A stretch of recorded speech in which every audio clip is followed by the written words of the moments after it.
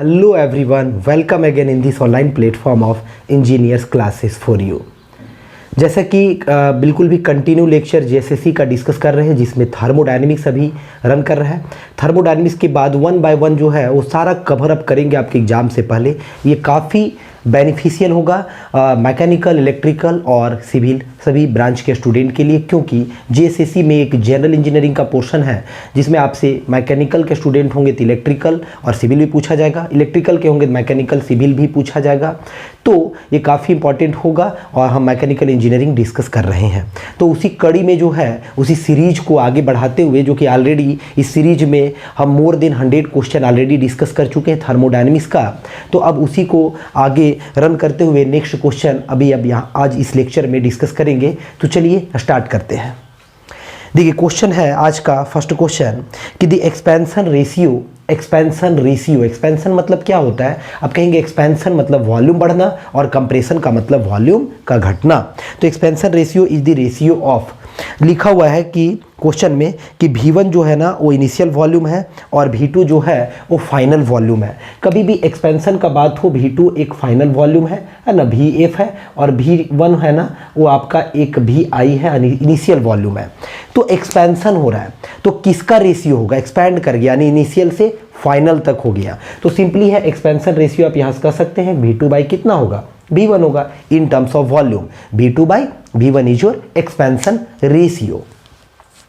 तो इसमें पहला ऑप्शन है V1 बाई V2, बिल्कुल भी नहीं होगा, V1 इनिशियल है, लेकिन एक्सपैंड किया तो ऑब्वियस है रेशियो 1 से बड़ा होगा, है ना। और V2 बाई V1, तो V2 बाई V1, V2 क्या होगा? एंड ऑफ एक्सपेंशन है, ज़्यादा वॉल्यूम होगा, V2 by V1 is your correct, यानी बी ऑप्शन होगा, सी नहीं होगा, डी भी नहीं होगा। Next question, A process in which the working substance. एक चीज़ और भी आपको बता दें कि आप जरूर जो है प्रीवियस लेक्चर को देखें, क्योंकि 1 बाय 1 किए 1 2 3 इस टाइप से लेक्चर है, तो सारे लेक्चर को देखेंगे तो जरूर आपको बढ़िया होगा आपके लिए, क्योंकि ऑलरेडी बहुत सारा क्वेश्चन जो है ना ये हम आगे बढ़ चुके हैं। ऑलरेडी 100 क्वेश्चन प्रीवियस लेक्चर में डिस्कस हो चुका है। तो आप प्रीवियस लेक्चर 1 से स्टार्ट करें और देखें, और तब जाकर के आपको बहुत क्लियर कॉन्सेप्ट हो पाएगा।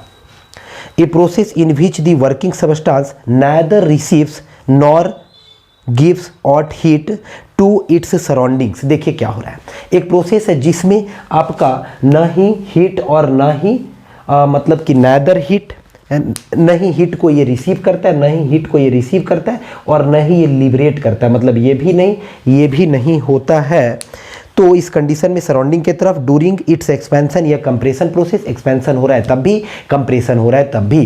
कंप्रेशन का मतलब वॉल्यूम घट रहा है तब भी, नहीं बाहर से हीट अंदर आ रहा है, नहीं अंदर से हीट बाहर जा रहा है, यानी कि सिस्टम का हीट रिमेन्स कांस्टेंट। सिस्टम का हीट जो है वो कांस्टेंट है, यानी सिस्टम का हीट इस कंडीशन में कांस्टेंट है। तो आप कह सकते हैं क्या dq बराबर 0 है, dq बराबर 0 है, क्योंकि नहीं बाहर से हीट रिसीव कर रहा है, नहीं लिबरेट होने दे रहा है, यानी चेंज इन हीट 0 होगा। There is no change occurs for this case.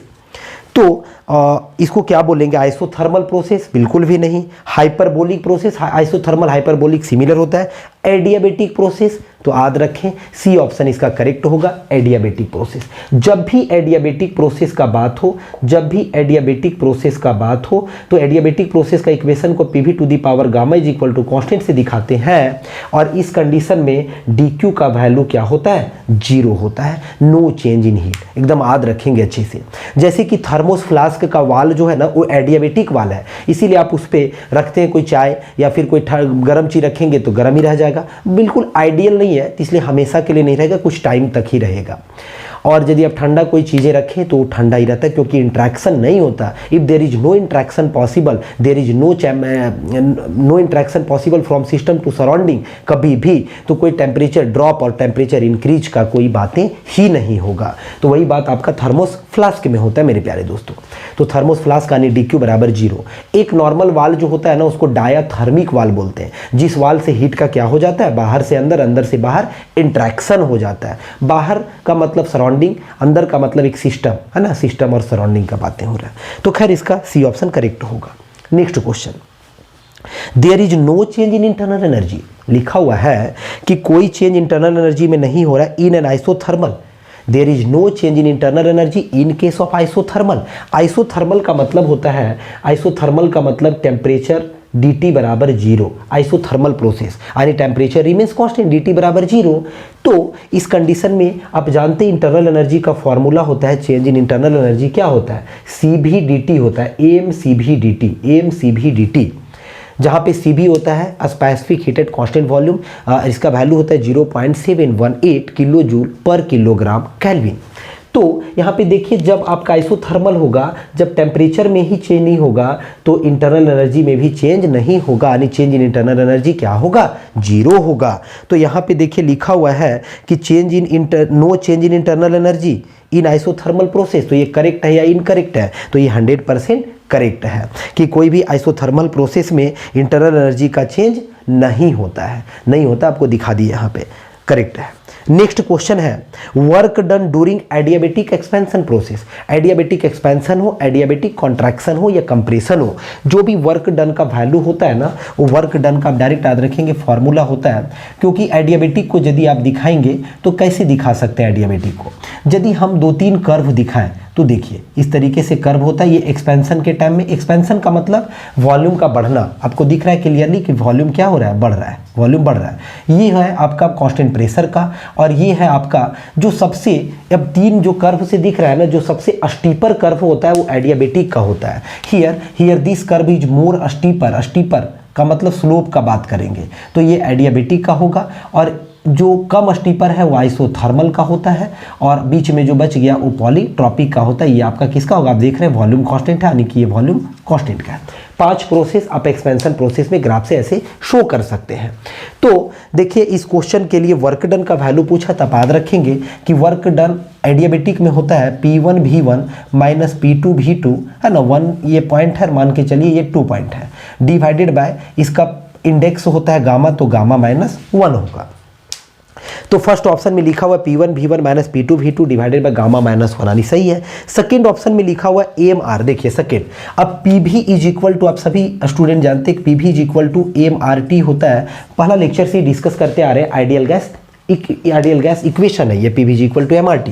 तो यहाँ पे भी PV है ना, तो इसको MRT के फॉर्म में चेंज कर सकते हैं, MRT के फॉर्म में चेंज कर सकते हैं आप। तो MRT में चेंज करेंगे तो क्या हो जाएगा, AMR है ना, AMR आपका होगा और T1 माइनस T2 हो जाएगा डिवाइडेड बाय गामा -1, ये ऐसे भी लिख सकते हैं।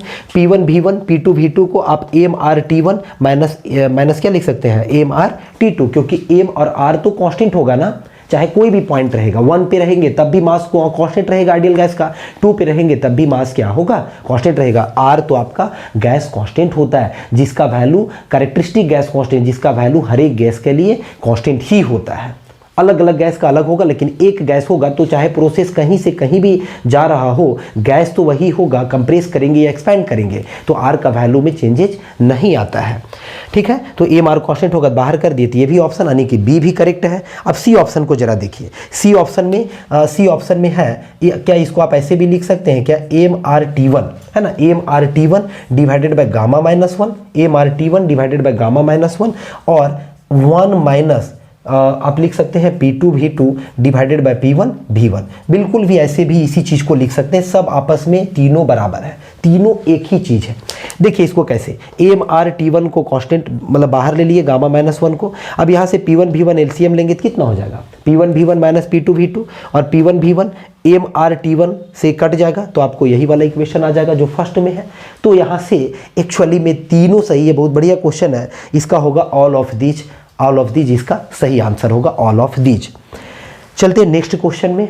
तो नेक्स्ट क्वेश्चन है कि the general law for the expansion या कंप्रेशन ऑफ गैस इज, कि जनरल लॉ जो है ना वो एक्सपेंशन और कंप्रेशन के लिए क्या होता है। तो P V is equal to constant होता है, P V is equal to constant isothermal process, P V बराबर एम आर टी, ये आपका जो हो गया, ये P V is equal to M R T किसका हो गया, ये आपका आप आइडियल गैस का इक्वेशन है। पी भी टू देखिए लिखा है जनरल लॉ फॉर एक्सपेंशन और कंप्रेशन प्रोसेस लिखा है, एक्सपेंशन और compression. PV to the power n is equal to constant, PV to the power gamma is equal to constant. Actually में यहाँ पे PV to the power n is equal to constant जो option C में है आपका correct होगा, क्योंकि PV to the power n का वैल्यू को यदि आप 1 रख देंगे तो पीवी बराबर सी हो जाएगा, एन का वैल्यू को आप गामा रख देंगे तो सी हो जाएगा। तो एन यानी कि पॉलीट्रॉपिक वाला जो है इसको आप जनरल में कंसीडर कर सकते हैं, यानी कि PV to the power n is equal to constant. आपका ये जो होगा ये आपका जनरल आप लॉ बोल सकते हैं कंप्रेशन और एक्सपेंशन का, तो सी ऑप्शन करेक्ट। नेक्स्ट है व्हेन द एक्सपेंशन और compression takes place, when the expansion और compression takes place according to PV to the power n is equal to constant. PV to the power n is equal to constant है मेरे प्यारे दोस्तों। तो PV to the power n is equal to constant को क्या बोला जाता है? PV to the power n is equal to constant को polytropic process, polytropic process, polytropic process. ठीक है, तो इसका आप इसमें आप देखें कि पॉलीट्रॉपिक जो होगा वही करेक्ट, यानी कि डी ऑप्शन आपका करेक्ट होगा। अब देखिए इसके लिए भी आप या एन का जो वैल्यू होता है ना 1 से बड़ा होता है और गामा से छोटा होता है, हमेशा याद रखेंगे। एन का वैल्यू 1 से बड़ा और गामा से छोटा होता है। तो अगला क्वेश्चन अब डिस्कस करते हैं, इसका ऑप्शन डी होगा, क्योंकि PV to the power n is equal to constant यानी कि पॉलीट्रॉपिक होगा। An adiabatic process in which an adiabatic process is one in which adiabatic process adiabatic अभी बताए जिसमें हीट का इंट्रैक्शन नहीं होता। पढ़िए ऑप्शन, नो हीट इंटर से या लीव्स द गैस, बिल्कुल सही है। कोई हीट इंटर नहीं करता या लीव करता है गैस से, सही है एडियाबेटिक के लिए। The temperature of the gas changes, क्या टेम्परेचर चेंज होता है क्या? जब कोई हीट इंट्रैक्ट नहीं करता है तो क्या टेम्परेचर चेंज होगा? The change in internal energy is equal to the mechanical work done, all of the above।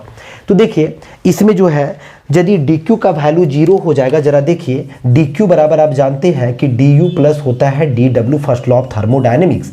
अब यहाँ पे एडियाबेटिक है तो dq का वैल्यू कितना होगा? 0 होगा। तो इस कंडीशन में du is equal to minus dw हो जाएगा, है ना। du इज इक्वल टू कितना होगा? माइनस dw होगा। तो यहाँ पे आप ये नहीं कह सकते change in internal energy is equal to the mechanical work done.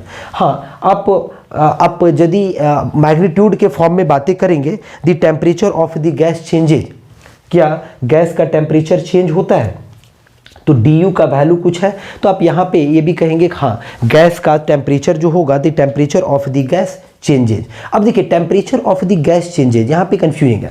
Adiabatic होगा जब कोई हीट का इंट्रैक्शन नहीं होगा तो गैस का टेम्परेचर, ये गैस का टेम्परेचर चेंज नहीं होगा, यानी कि बी ऑप्शन इसका नहीं होगा।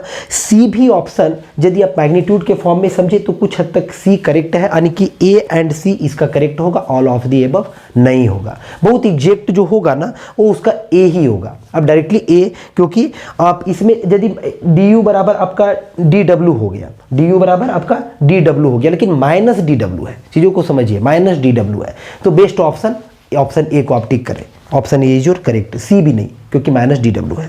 Option A is your correct answer. अगला क्वेश्चन है कि the heat absorb during a polytropic process. देखिए ये सब फॉर्मूला जो है ना आपका डेरिवेशन होता है, पर इसको आपको लर्न करके रखना है कि हीट जो होता है, हीट एब्जॉर्ब पॉलीट्रॉपिक प्रोसेस में, याद रखिएगा पॉलीट्रॉपिक प्रोसेस में होता है हीट का वैल्यू पॉलीट्रॉपिक में, एकदम लर्न कर ले। गामा माइनस एन, ये आपका ऑप्शन 1 में ही लिखा हुआ है, gamma minus 1 n divided by gamma minus 1, और वर्क डन होता है पॉलीट्रॉपिक। ऑप्शन में W सिर्फ लिखा हुआ है लेकिन वर्क डन पॉलीट्रॉपिक, तो ऑप्शन ए इसका करेक्ट होगा। नेक्स्ट ऑप्शन में है, नेक्स्ट यदि आप ऑप्शन को देखेंगे तो नेक्स्ट में है gamma minus 1 divided by, next option यदि आप देखेंगे तो gamma minus 1 divided by, gamma minus 1 divided by आपका है gamma minus n divided by gamma minus 1, ठीक है। और बगल में पॉलीट्रॉपिक वर्क डन का वैल्यू लिखा हुआ है, क्योंकि आप इसके जगह पे लिख भी सकते हैं ना, पॉलीट्रॉपिक मतलब क्या हुआ है, एडियाबेटिक के सिमिलर, सिर्फ गामा की जगह एन होता है, तो आप इसमें भी लिख सकते हैं क्या P1 V1 minus P2 V2 divided by n minus 1। Gamma minus 1 होता है एडियाबेटिक वर्क डन, तो पॉलीट्रॉपिक, तो ऑप्शन बी भी करेक्ट है इसका। ऑप्शन सी भी करेक्ट है, क्योंकि P1 V1 क्या होता है MRT के बराबर, तो आप MRT को कांस्टेंट रखेंगे तो T1 माइनस T2, यानी option C all of these इसका ऑप्शन होगा, all of these, option number D.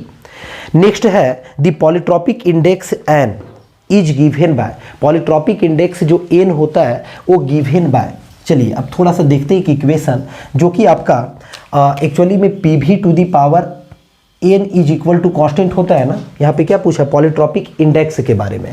तो यदि आपका PV to the power gamma is equal to constant, adiabatic के लिए आप समझे, उसके लिए भी वही सिमिलर होगा क्योंकि सिर्फ इंडेक्स से चेंज होता है। तो क्या होता है, यहाँ से एक रिलेशन आता है कि T1/T2 जो होता है, तीनों का रिलेशन होता है, याद रखेंगे इस फॉर्मूला को, काफ़ी इंपॉर्टेंट है। T1/T2 इज इक्वल टू होता है P1/P2 to the power gamma -1 upon gamma is equal to होता है V2/V1 to the power gamma -1। ये जो इक्वेशन है ना, ये ओनली वैलिड है आपका किसके लिए, तो एडियाबेटिक प्रोसेस के लिए है, एडियाबेटिक, और ये है आइडियल गैस के लिए वैलिड है, और ये रिवर्सिबल प्रोसेस के लिए है, रिवर्सिबल प्रोसेस के लिए है। अब इसी गामा की जगह पे यदि आप एन चेंज कर देंगे तो वो हो जाएगा पॉलीट्रॉपिक के लिए, कोई भी चेंज नहीं आएगा।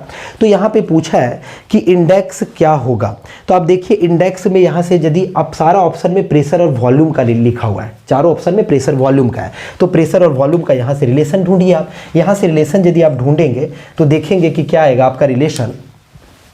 तो देखिए कुछ रिलेशन ऐसा आ रहा है क्या, ये दोनों को सिर्फ रखेंगे इक्वल है तो ये दोनों कट जाएगा, तो ये गामा कहाँ चला जाएगा, इधर। तो आपका क्या बचेगा, P1/P2 is equal to V2/V1 to the power क्या हो जाएगा, गामा।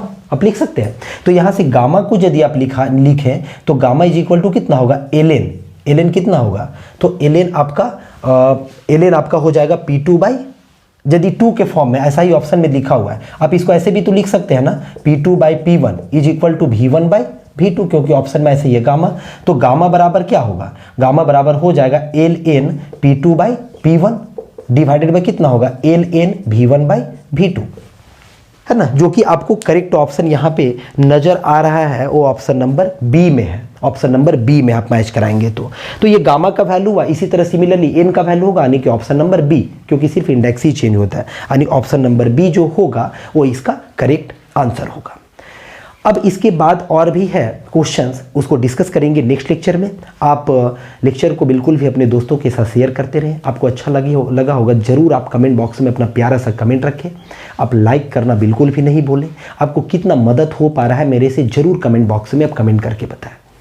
ठीक है, आपको best of luck JSSC exam के लिए, है ना, जो कि आने वाला है। तो आप अच्छे से प्रिपरेशन करते रहें। So thank you for watching.